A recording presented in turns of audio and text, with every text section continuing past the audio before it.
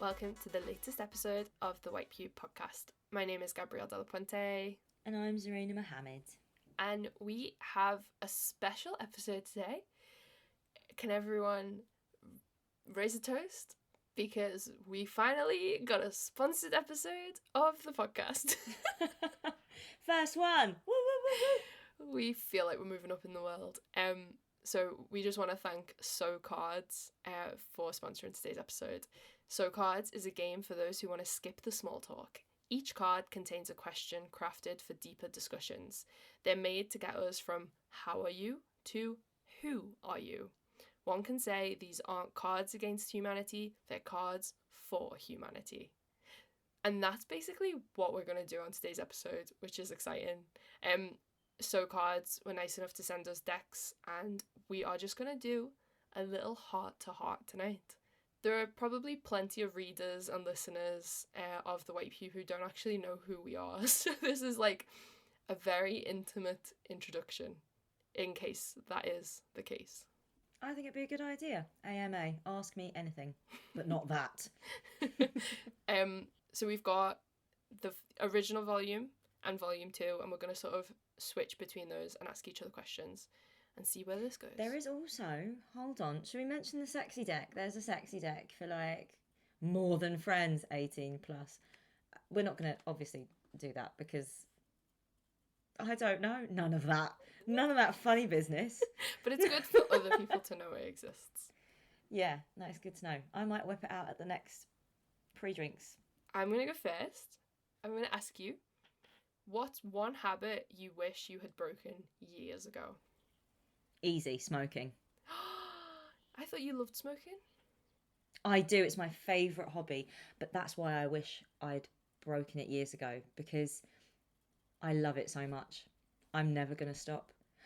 Right, for context, readers, I do not advocate smoking. I think it's a filthy habit, disgusting, but I do fucking love smoking. Oh God, I'm like a chimney. So I wish when I was a little teenager and I thought, what's that? I wish I'd just put it down. How did you get into smoking? I don't know, I just thought it was really cool. My friend smoked and I was like, oh, let me bum one. And it starts how anyone starts, right? You know, social smoking, then eventually you're like, kind of just want one on my own, just as like a little nice quiet time, you know, a little break. So as someone who doesn't smoke, and in the interest... Have you ever? No, I've never smoked. Not even one little toke? No. Because Really? I think I was just so traumatised by the idea of like what it does to you. No offence to you. Oh, don't remind me. Don't. I know. It's awful. Filthy that, like, habit. the images were just bent into my mind, and I just couldn't. I couldn't. I was too scared. But because of that, I don't understand what's enjoyable about it. I don't understand either. But then, no, come on, you're a writer. Use your words. What is it? Feels nice. It's like a nice taste that I'm like used to now. I think as well, I just really enjoy the repetitive action. It's normally like quiet time where I'm on my own, having a little break. I think I just really like having little breaks and it's normally the kind of time where I'm just like outside, bit of fresh air. Is it fresh air, really? And the reason you wish you'd broken that habit years ago is because of health? Yeah, because this will kill me. And as I approach, I'm nowhere near 30, can I just say? Yeah, hold on. How old am I, Gab? You're 27. Yeah, I started when I was like, 15, 16? That's a long time. That's a lot of damage, I think. As I'm approaching 30, I'm like, shit. If I don't stop now, I might never. But I love it. Is it something that you think about a lot, or you never sit down to like have this moment of like stark reality? You just get on with it. Do you ever how often do you think about health when you're smoking? Not all the time, but like sometimes I'll be there and I'm like, oh no, this is really bad. Like I should stop this. This is a silly habit. And it's quite expensive as well, like in the grand scheme, cost of living crisis. Yeah, how much does it cost? I literally have no idea. Right, so I'll buy like a little 50 gram back. This is an advert for smoking now, accidentally, because I'm just sat here saying I love it. I'm telling you what I buy, my recommendations. Don't do this. This is so stupid. But I buy a little 50 gram bag of Backy, and like Rizzler and the filters are like £1, £2. It's really not like any point counting it in the grand scheme of things. But what a 50 gram bag is like 30 quid. But that'll last me like 2.5 weeks. Cost That's of really living, though. loads. Cost of living, Zarina. I know. You won't be able to afford the cost of living if you're dead. Sorry. Good. Oh no. Oh God. God help us all, honestly. Okay. Right, no. I'm asking you a question now, and I'm going to choose from deck 2. So, new one. If you had to come up with a new class that everyone is required to take in school, what would it be? Oh, what a lovely question. Okay. I would like, this is very specific, but I would like everyone to have a lesson about like chronic illnesses and disability. I mean, I'm sure there are plenty of other things, other important subjects, but that's what's on the brain. I just cannot believe that I've got to the age that I did before I got sick, which was, I was 26 when I got ill with long COVID, which is now postural orthostatic tachycardia syndrome. Now I'm on beta blockers. Now every single day I have to like manage every little thing I do to try and make sure I don't crash or I don't like get in too much pain. Like it's a full-time management simulation. And because of the work that I have to do and the knowledge I've had to like gain myself like this late in life, I really wish I'd have known earlier more about health, because essentially everyone becomes disabled eventually through age. And if not, then, you know, people are born with disabilities, or people are born with chronic illnesses, or they gain them at some point in their life through injury or sickness or any number of factors. And I just think that if I personally had known more from a younger age, I would have been more compassionate. I would have known that there is like such a high statistic of people who have invisible shit going on in their life, and I think I would have been kinder. And I regret that. I regret that I didn't have that in mind when I went about life. Because now it's every day. And I think if kids knew that, they would be sensitive to it.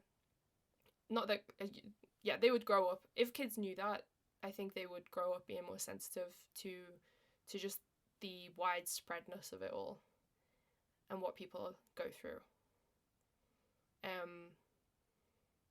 And I think it would change how like this country's culture around work is, and socialization and access to culture. I think if it was like really, really like a fundamental lesson, and it wasn't just a one-off thing, and it was delivered in a special way that really like brought it home to people, I think the world would be like a kinder place, which is probably a really soppy answer, but No, that's the point of that question. I just think it is. I think that would be my lesson. Do you think there's like a particular way you want kids to learn about it as well? Because I think there's like, I don't know, there's a particular way that people with disabilities and chronic illnesses are spoken about in mainstream culture, like TV, right? And it's very patronising. It's like, you know, when they like, they get people on the news and they're like, oh my God, this person overcame. And it's like, whoa. And it's just, that's shit, obviously. That's like a really horrible way to talk about a person and the body they're in. And, you know, like it's just, they overcame. What? Their body? Like, just shut up. But is there a specific way that you would like kids to learn about learn about by talking about it in like this specific way? Is there, yeah. But a bad, clumsy question. How would you like them to learn about it, as opposed to what exists currently? I think the best way is to just make it like as casual as possible. Not casual as in like not important, but casual in not like a horror story. I was hanging out with my boyfriend's niece and nephews the other day, and they wanted to go out to the field and play, and the little girl was like, "Are you coming?"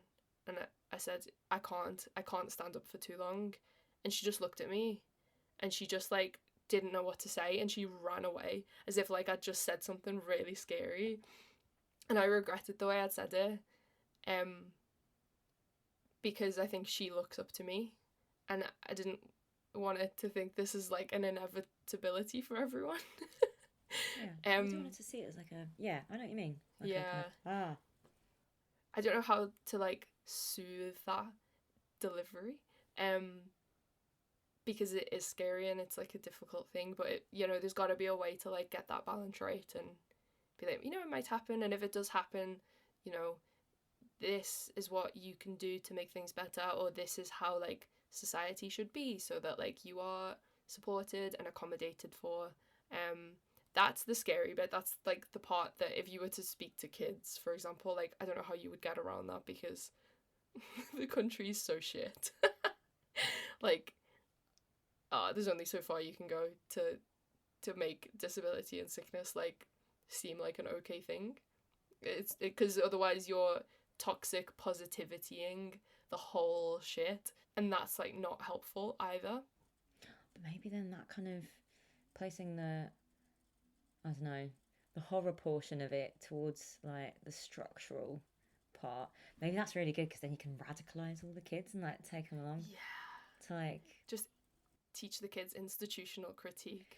Yeah, that sounds fine if they're angry. Like, yeah, they should be angry about that. Like, you know what I mean? Yeah. Maybe there'll be like a Greta Thunberg for disability rights activism. Maybe there already has been, but that person didn't reach the headlines in the same way like Greta is. Yeah. I can't believe we've just gone from smoking to disability rights. We've got range. But you know what? Plenty of disabled people smoke because they fucking love it as well, so it is what it is. We are inclusive on this podcast. Okay. What dream / dreams have you given up that you wish you hadn't? Oh my God, Gab, I'm living the dream. You're living the dream. I'm not being funny, but like I'm living my best life, and I don't want to sound like no nuzzer. This is a nuzzer free zone. No nuzzer. Like, alhamdulillah, so glad.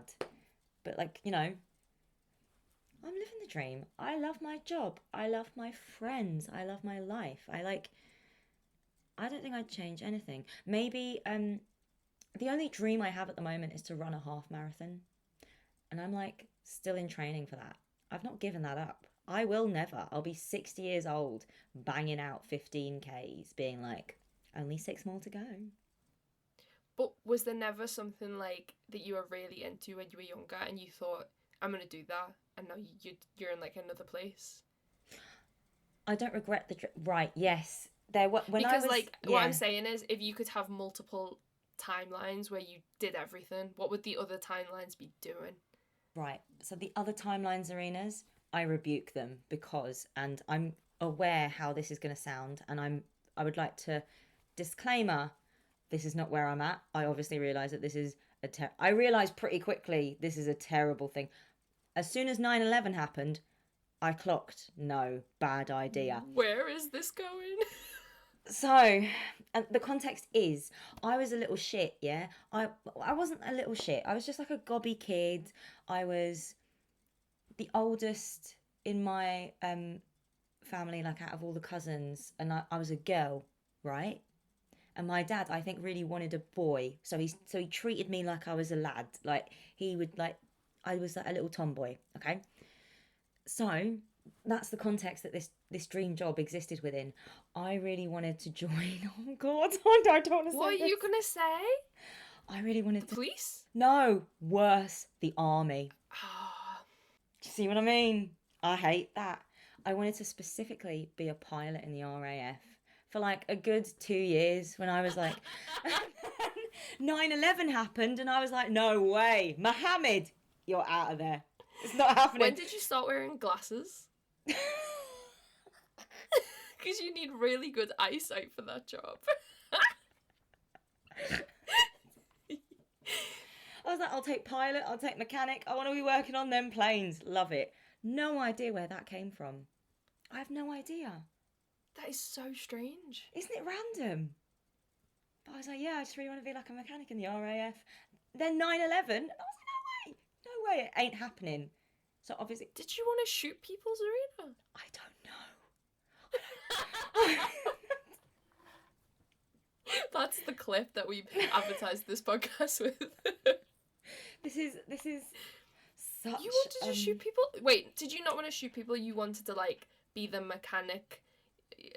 You wanted to. What did you want to do? This is such a repressed memory that I've just unlocked. Yeah, this is fresh. This is fresh from my childhood, but I've not thought about this since 2001. Wow. So you were young then. You were 7 in 2001. Yeah, but I was just like, yeah, I want to join the army. Yeah. Ooh. But yeah, it was my favourite cousin had an Action Man doll. And I think he was like giving me the backstory. And I was like, maybe that's why. That's the only thing I can think of. That's the only reason I think I could possibly have known what the Air Force was. Yeah, okay. I'll forgive you. Other than, Oh my what God. do you mean I'll forgive you? No, hold on. This can't be the reason I'm cancelled next, you know? Like, I can't have this. I will not. I was 7. Yeah, you were fine. Okay, we can't cancel you. Like when I was a kid, I never really knew what I wanted to be growing up. I never really had a fixed idea of. I was never really good at one subject. I just wanted to like get through school. And by the time I did get through school, I was at art school, and I was like really glad I was there. I don't think I ever actually wanted to be an artist. I just wanted to have a go. My heart wasn't really in it, and I don't think at any point I ever really knew what I wanted to do until we started the White Pube, and now I'm like, yeah, just really love writing. And actually looking back, I've always loved writing, and it's never been something that I've been aware that I enjoyed so consistently. But now with hindsight, I'm like, yeah, this is the dream. Actually, I'm living my best life. Apart from parallel universe Zarina that's somewhere in the world shooting people from her plane. Scandal. She's cancelled. I hate her, problematic bitch. Oh, go on, your turn. Okay, deck 1 or 2? 1, please. Okay. If all your exes got together, what's one complaint they would all agree on? Okay. Do you want to answer that one? Ooh. Yeah, I mean, I've not got that many exes to work through. I just don't know if there's like quite a unifying thought. But I can walk you through my few relationships if you want. That's juicy podcast content right there. Just a retrospective of my exes. That's a good exhibition title. Retrospective of my exes. Describe Yeah. my worst nightmare. I have none. I have none. I have no exes. If you think you dated me in the past, no, you didn't. Yeah, that's the best way to look at it. I don't know where my answer's going. What are their complaints about you? Complaints. What are their complaints about me? I'm so perfect. You. What are their complaints about me? I think my first boyfriend, who I dated when I was like a little emo kid, would complain that he didn't like my parents because they split us up. They kept us apart and we were so overly dramatic about the whole thing. It was just a mess. I think my second boyfriend would complain that I was paranoid that he was going to cheat on me. But he did. So he couldn't complain because I was right. I was So psychic. basically, what you're saying is that you actually are perfect and all your exes are dickheads. Yeah, I'm saying it's not me. It's like the situations around me. It is very much not you. And then the person I'm with now is my fiance. And he has no complaints at all. He's got no complaints. None. I think, okay, in all reality, I think he would complain that sometimes I put the white pube and like my creative practice as a writer above things like washing the dishes. I do the dishes, but only after I've finished the text. Do you know what I mean? Because I just get so stuck in. It's fine. The dishes can wait. Creative inspiration, however. I do the same. I think it's fine. Yeah. We're perfect. We are perfect. Next. As an aside, one time me and Michael went for a smoke and he was like, I'd just broken up with someone. He's going to listen to this, so edit this out in the final edit. But he was like, you'll be all right, Zarina. One day you'll find someone and they'll be like your Gab because she's just perfect. Oh, that's so cute. So he actually thinks you are perfect. And that wouldn't have happened if you hadn't been smoking. Exactly. So it's all fine. Full circle. This is an interesting one. I mean, we can skip it if you don't think you've got an answer for it, because I can't think of anything. But here's a question. What's the first thing people might find annoying if they spend an entire week with you? An entire week with me? An entire week. I speak a lot. It's something I've really noticed about myself. I narrate what I'm doing while I'm doing it, and I'm like, oh no, I don't know about that. Like, I'll have a conversation with myself about the thing I'm doing, and it's not like I'm speaking to anyone or like wanting a response. It's just like I like having a natter. I'm just a chatterbox, me. Like, that's so funny. I don't do that, but I have a strange habit where, like, when I'm writing an email, a text, whatever it is, I speak out loud as I'm typing, which probably makes me look crazy. And you'll be interested to know, I'm the only person on my road who keeps the curtains open. So not only can they see me all day, but they can see me speaking all day. And maybe they just think I'm in meetings, but I'm not. I'm just chatting to myself. It'd be like, you know when like someone pretends to be on a phone call and they move the phone away and you can realise like there's no one there and they've just been lying the whole time. If any of the neighbours noticed, I would feel so ashamed. your street cred. My Plummeting. street cred would plummet. But it's fine if everyone who listens to this podcast knows that. But I think that's quite... I'm aware that I'm doing it and I annoy myself, but it's now got to the point where I think I've been doing it for so long that I don't think I'm capable of changing it. But maybe it's fine now because we've got a cat, so I can just talk to the cat. So how long you've just had a cat move in with you? Like 2 days? You 2 days in? Yesterday? Yesterday you can just speak to the cat. Yeah. Perfect. There we go. Problem solved. I'm not annoying. I can't believe it. I'm perfect too. Because I don't know what other like little foible I've got. What do you reckon? I can't really think of any. Oh my god, I can think. Wait.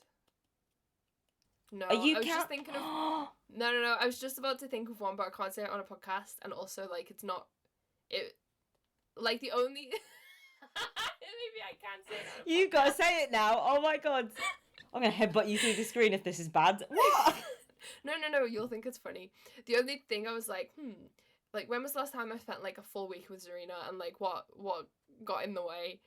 And the only thing I can think of is like when we went to New York and we'd be out in the middle of the world about to like go into an exhibition and you were like, I need the toilet.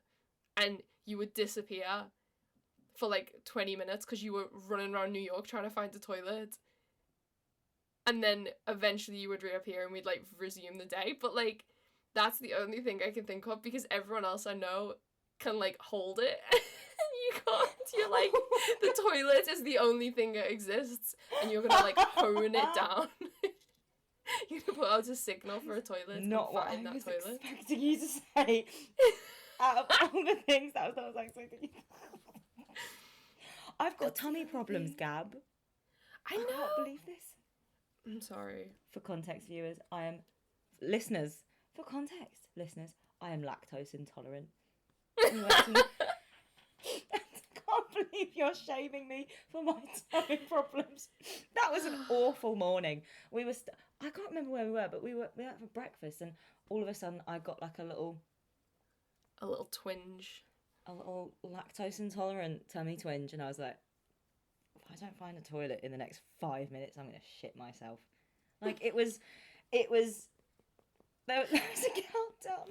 The turtle head was. This is TMI. I was.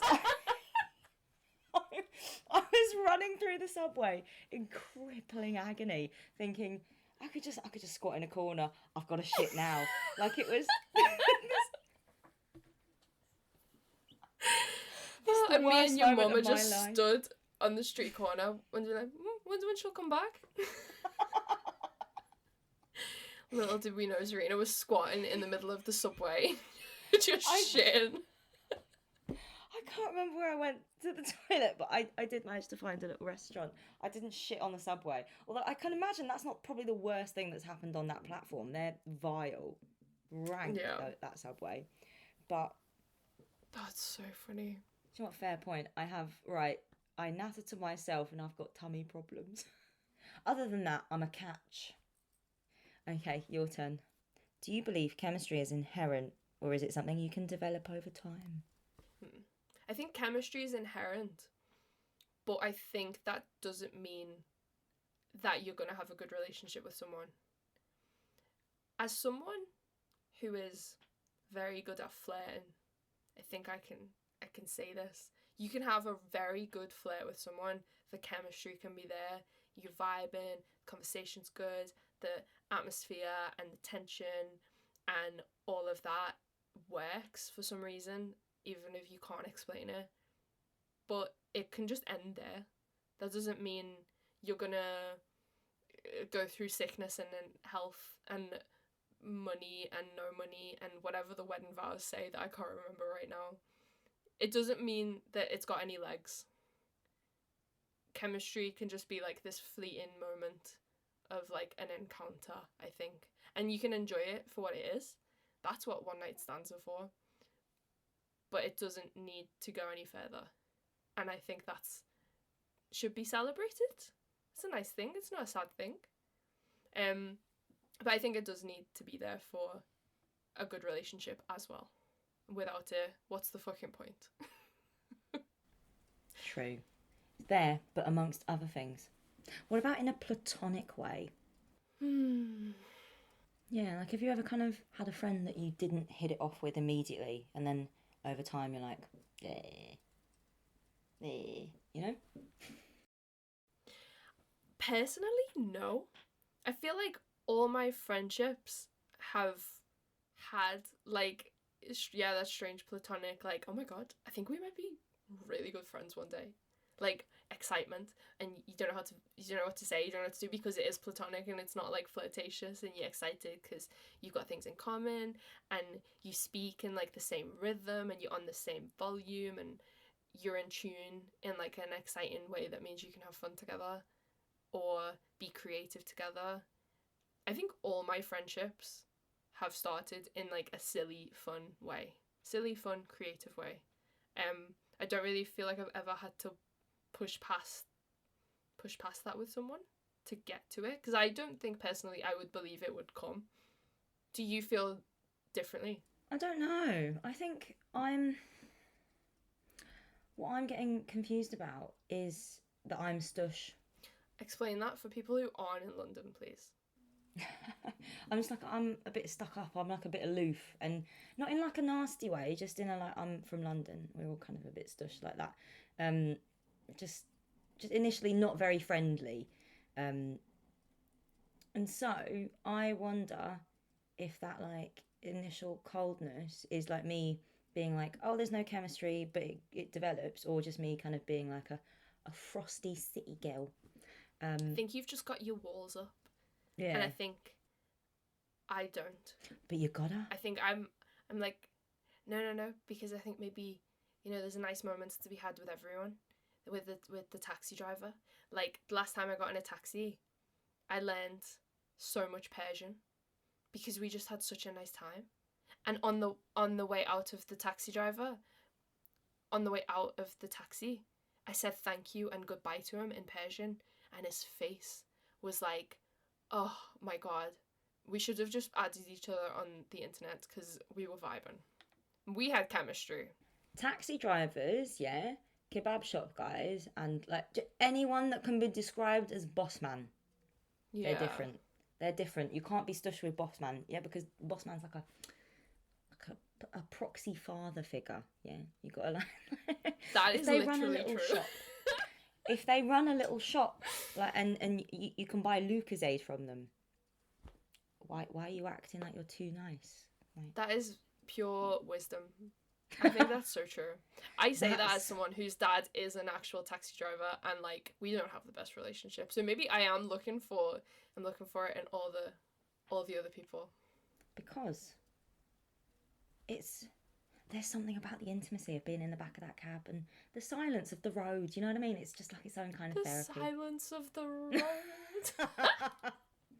And there's like an intimacy in like buying a little packet of crisps from like the same man that his little shop's on the corner where you live. There's something about that like, I don't know.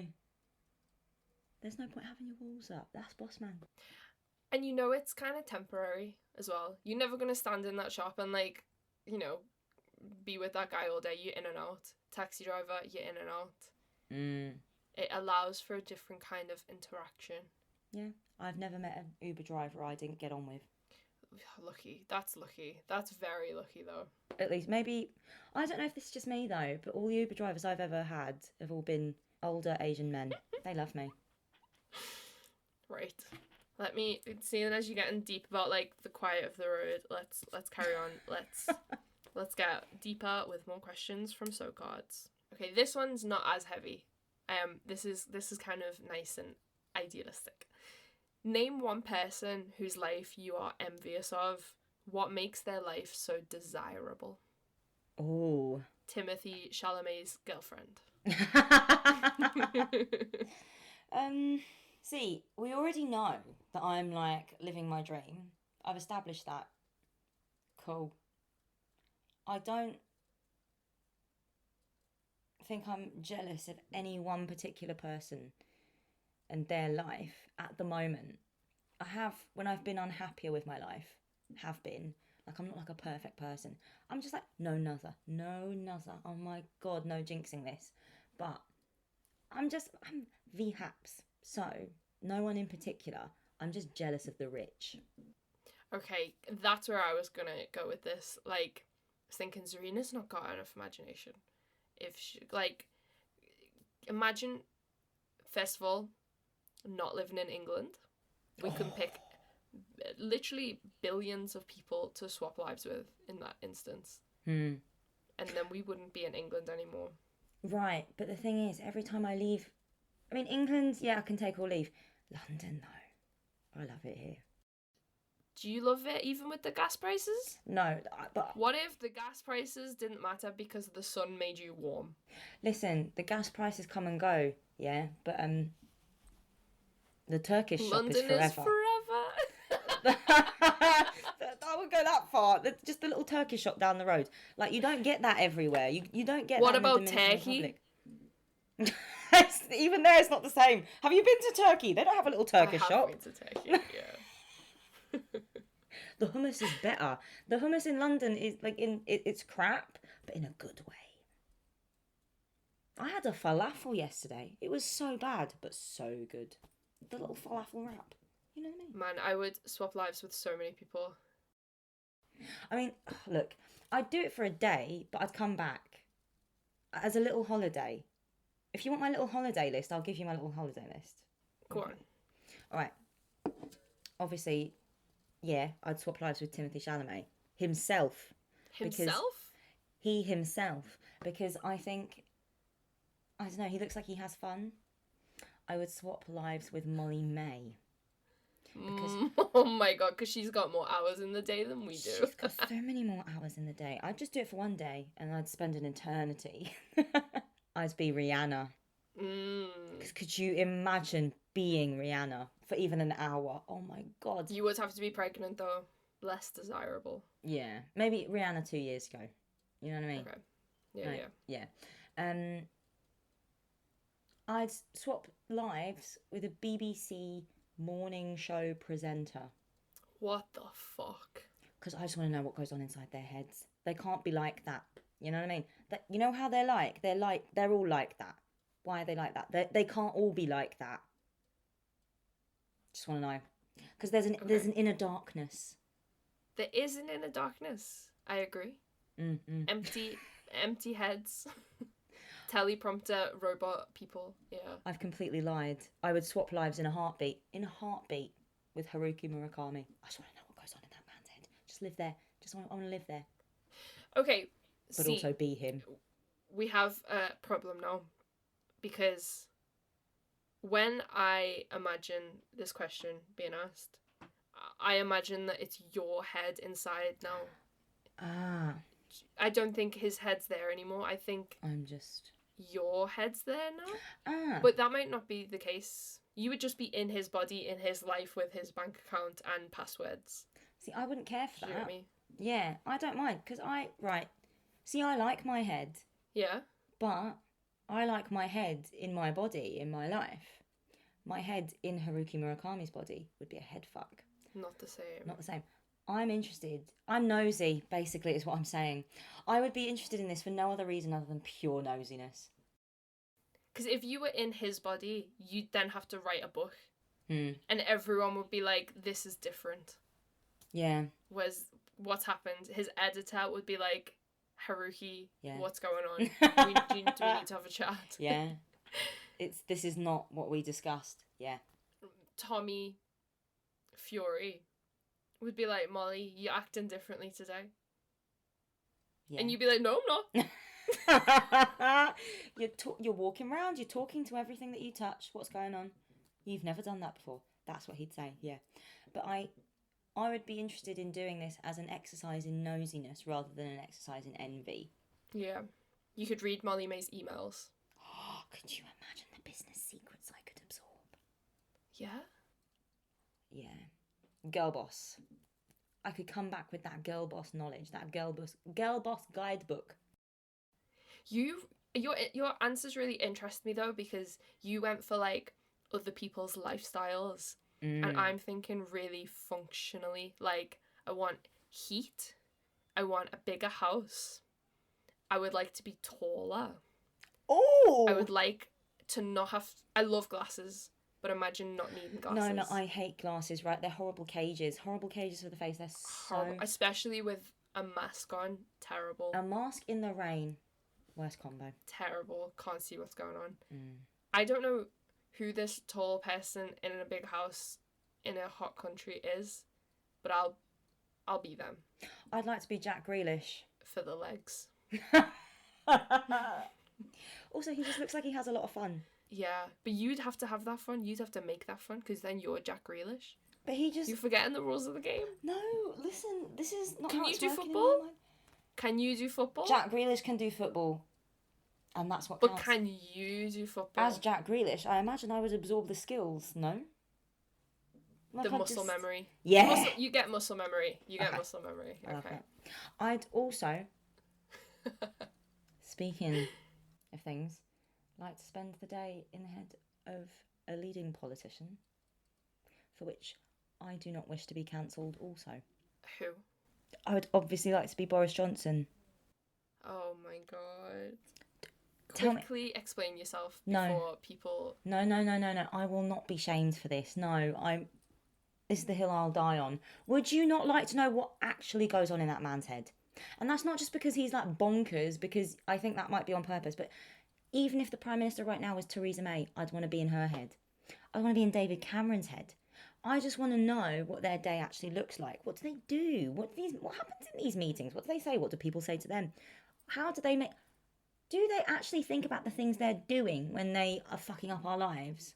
So, to you, the biology in terms of this question is that you become this other person and your brains are both squeezed in there. So, like, next to each other. No. Right, see. What it is, the biology is, I, as a person, get shrunk down really small.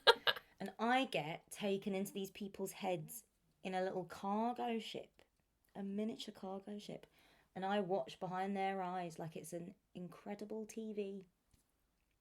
This is so funny. But then I feel all the things they feel, right? So it's like, cool. Yeah. But I'm like passive. Okay. I'm a viewer, a tourist passing through.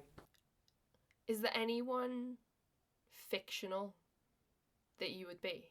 Oh, yeah, probably. Not off the top of my nut, though. Oh, yes. I'd like to be Lizzie Bennet because I fancy Mr. Darcy. Oh my god. This is who we are as people. I was like, I'll be Ash from Pokemon. I mean, yeah, that too.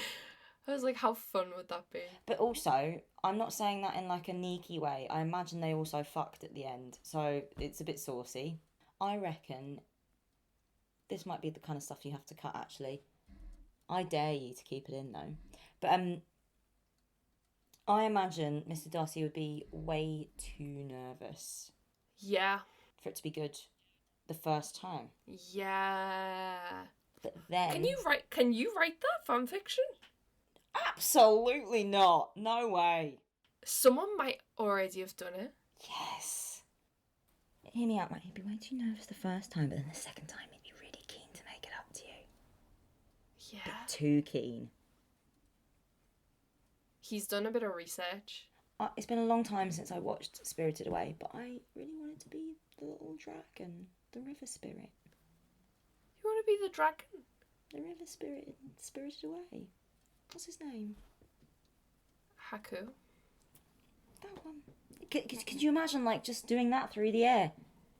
Wiggle, wiggle. Wiggle, wiggle. Through the air. Delightful. I don't know about you, but when I have a dream where I'm flying, I'm doing breaststroke. That's because of... Do you know why that is? I'm just doing that through the Yeah, do you know why you're imagining that? Why? Because of the original Willy Wonka. No! Because when they go into that room where, like, you eat things and it makes you fly, they breaststroke through the air.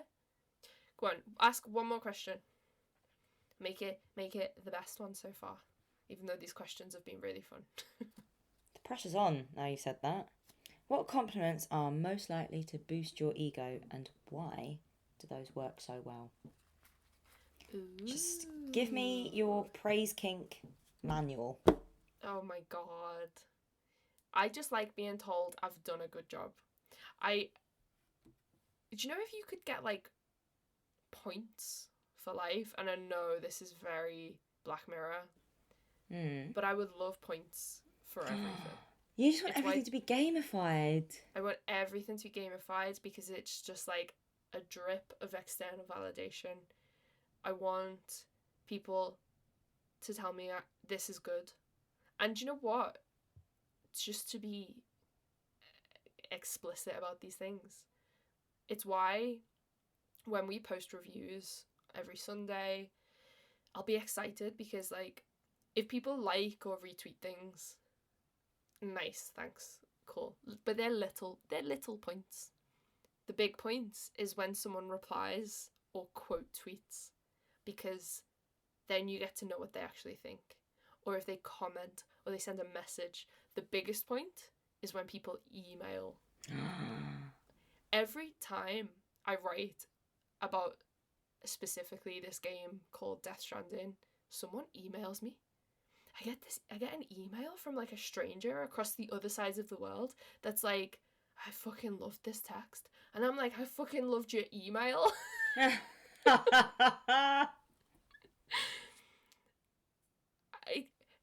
couldn't give a shit about, like, compliments about me physically, or, like, do you know, like, oh, you look nice, whatever. Really? I want to do well.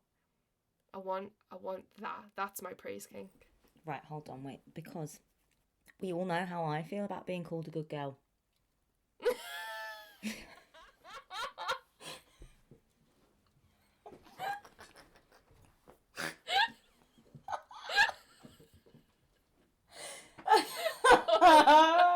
Your face when you said that to me. Oh, I'm gonna have to screenshot. No. Oh, it's really funny. No.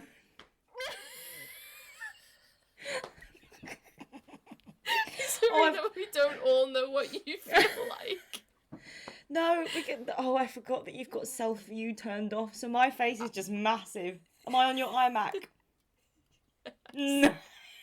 Oh, God. Right, for the listeners on the podcast, I was zoomed in, I leaned in, so my enormous bird head is knocking against the camera. We all know I love being called a good girl. Wouldn't it be nice to be a dog? They get called that all the time. All the time. I just want to be praised. I love being praised. Praise kink, praise kink. And it's fine because it's not even Who doesn't have a praise kink at this point? Does? In this day and age. Doesn't? Capitalism has bred the praise kink in us. Like, it's a gene. Like, that's passed on through us in a horrible legacy. And we will take what we can get, which is to be called a good girl. But is that it for you? Is that it for me? Is that the compliment that would most likely boost your ego? Do you know what's interesting? Is we've never won a prize. Do you know if we... I don't think we put ourselves... And it kills me. Yes. Does it not kill you? I just want to get up on stage and be like, yes, hi, I'm the best girl. Oh, I just clapped. Doesn't I'm matter so what sorry prize. to the microphone. Oh, honestly, I would love to be those people who are like, I'm gonna split the prize, but I'm gonna fucking run away with it. It's mine. I beat you all. No way. Oh, do you know what? I think people have this idea of the white cube as like this ideal fair society example, non-hierarchical, all of this, because we do put that out there. Yeah.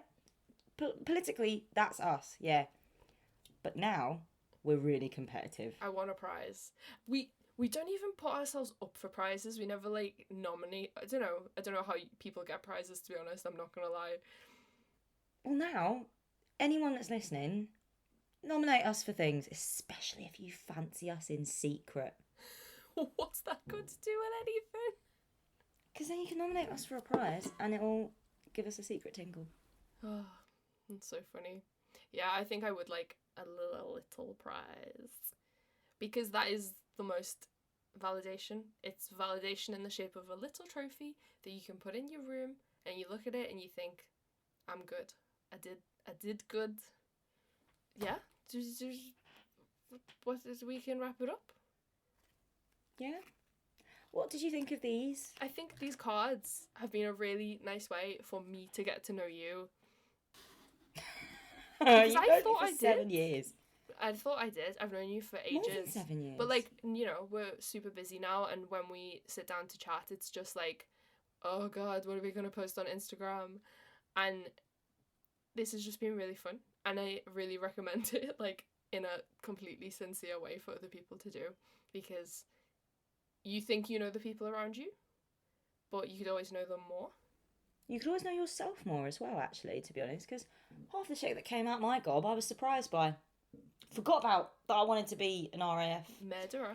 Oh, G.I. fucking Jane, Jesus Christ. God. Unlocked that core memory. It's very...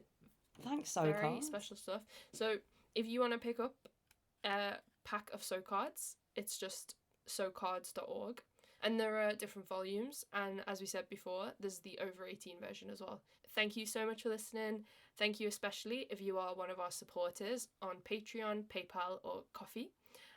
Thank you, and we will see you on the next episode of the podcast. Bye. Bye.